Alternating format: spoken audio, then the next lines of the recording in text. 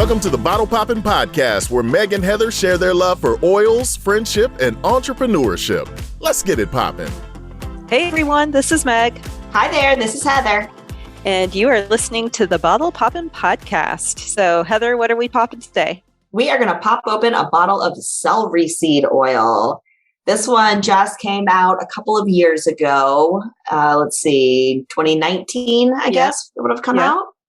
And I wasn't sure what to expect from this oil. We'll go through it in a minute, but I have lots of notes on how many different things this oil is good for, which unfortunately I rarely use this oil. It is way underrated in my house. And now I think I need to open it more often because I'm so surprised of how many things it's good for. First impressions, it smells very earthy to me. Mm-hmm. As soon as I open the bottle, it smells like ground, I guess. And see, to me, it smells salty. That's like the biggest thing, which I do kind of feel like celery smells salty to me as well. But I maybe get that a little bit. Yeah, I get this. I get the salty part too. So I did taste it as well because I wanted to be able to compare smell to taste. It tastes like celery. It does not smell like celery to me. It tastes like celery, which I was surprised. I haven't opened this one for any reason in a while. It can be used all three ways. It's got the supplement facts on the side, so safe for internal use. You can diffuse it. You can apply it topically. I'm going to go through my little list of notes that I have written down from convention, Meg, and then you can give a little bit more insight as to what you know. So this list is lengthy, and again, I totally forgot this was good for all of this. So I have that celery seed supports cardiovascular health. It is a healthy antioxidant support, healthy metabolism, healthy teeth and oral tissue, calming to the nervous system, healthy immune response, healthy lung and respiratory system, detox gut health, repels insects. Wow. And the one thing on your list that wasn't included was just the emotional. I guess you kind of touched on it, but from an emotional standpoint, it's an oil of detoxification as well. So not only does it physically detox your body from toxins, but it also can emotionally detox, which is really interesting and helpful in the times that we live in right now, where there's so much toxicity in the news and social media and all the things. So yeah, this oil is super handy for a lot of different things. So for me, I was just going to say this. So the smell isn't super appealing. So, I'd love to know more ways that you're using it. And if we weren't going to, put it in the diffuser, I guess I need to find some oils that diffuse well with it. Right. Yeah. I don't know that I would diffuse this one unless I just really needed to. And I don't know why you would need to, because there's other ways to use it and have it be effective. So the main way I use this is for digestive health.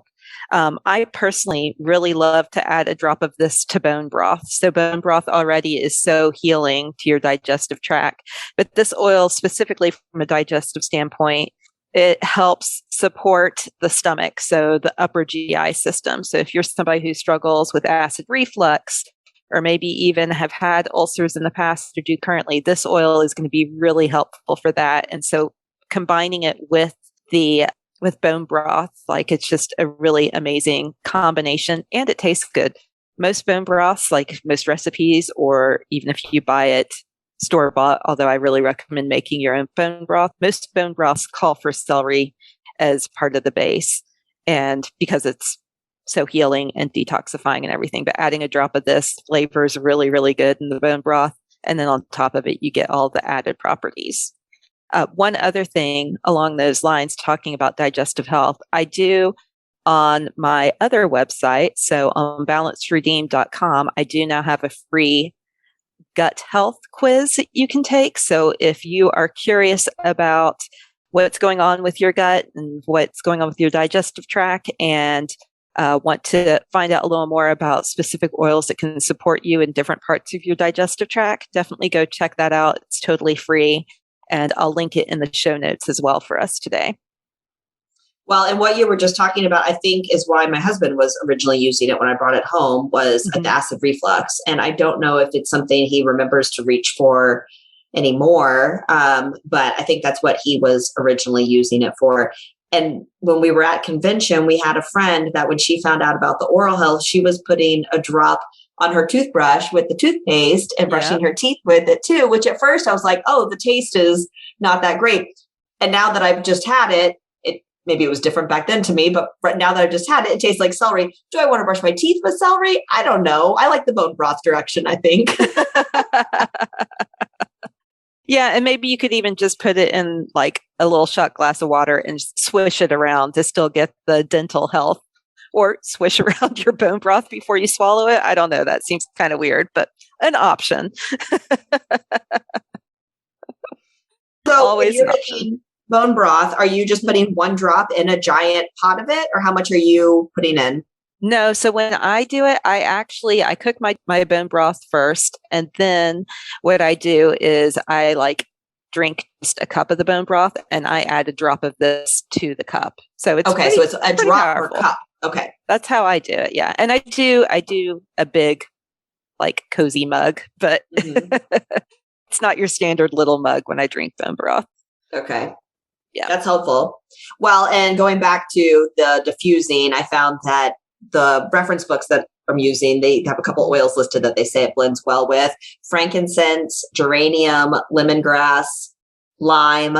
So I think you do, if you wanted to diffuse it, you do have a couple of options that would maybe counterbalance the scent a little bit. Yeah. And I mean, just as you're saying that makes sense. I feel like a citrus smell would go well with this oil. So yeah, very cool. One other thing I thought about as we were talking is the whole detoxing properties. So some of you, if you're in the health space or into health and wellness, you might have heard about juicing celery, and that's been kind of a big health craze, I feel like, for the last 10 years, and specifically because it helps your body detox. There's a lot of issues actually with juicing celery, but one of the big ones is that most people aren't using organic celery.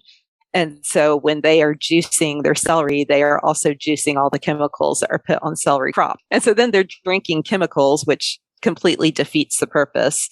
And so again, using a pure oil like this from a farmer who hasn't put all of those chemicals on their crops is way more effective and probably a lot more affordable as well than having to constantly buy organic fresh celery to juice. So just adding a drop of this, I know some people like to add this to their morning smoothie. They're getting the same benefits, a fraction of the cost, and it's more effective. So just wanted to throw that out there. That's a good point. And didn't you say you came across a recipe for a detox bath soak or something? I did. Yeah. So this is actually for bath salts, but it's 6 drops of celery seed, 4 drops of cedarwood, 2 drops of sandalwood, 2 drops of rose, and then 1 cup of dead sea salt. And you put all that together. What I would do is I put all of that together in a jar and shake it up really well so that the oils actually get absorbed into the salt, and then add the salt to a hot bath. And so if you think about it, oil and water don't mix, but once the oil is absorbed into the salt will then basically break down in the water and it will go throughout the water. And that's a really powerful detoxing bath and probably smells amazing. I mean, rose and sandalwood, I think, are 2 of the best smelling oils. And both are strong smelling oils too. So even though it's less drops of those, it's going to cover up the celery smell. I mean, not that celery smells bad, but I don't know that I want to bathe in celery necessarily. Well, and again, it's a very earthy smell. So some people might like that scent, but if you don't, then yes, these other oils will blend nicely with it. Right. All right. Well, anything else on this oil? I don't think so. Let's make sure to mention that we also are having a free monthly Q&A session that we're going to have on the 3rd Thursday of each month. And there will be a Zoom link for that. It'll be 30 minutes at 7 p.m. Central Time. And so we'd love to have you come on and be able to interact with us and ask us any questions that you have. Yeah, so definitely register for that. We'll have the link in the show notes as well as on our social media and on the bottlepoppinpodcast.com. So wherever you want to sign up for that, make sure and register. And if it doesn't work for you this month, we're going to be doing it every month. So feel free to register for a class in the future and just put it on your calendar because we really look forward to connecting with you guys and answering any questions you might have that we haven't covered in these podcasts. All right, you guys. Well, I think that's it for this week. We hope you have learned something new and are excited to pop open your bottle of celery seed oil. And just a reminder, we have these podcasts come out new every Friday, so definitely subscribe so you don't miss any. And we look forward to teaching you more about other oils in the future. Thanks, you guys. Thanks for tuning in. For more information, you can follow these bottle poppin' ladies at bottlepoppinpodcast.com. Tune in next week to learn about what bottle we're poppin'. Until next time, take care. These statements have not been evaluated by the Food and Drug Administration. This podcast is not intended to treat, diagnose, cure, or prevent any disease.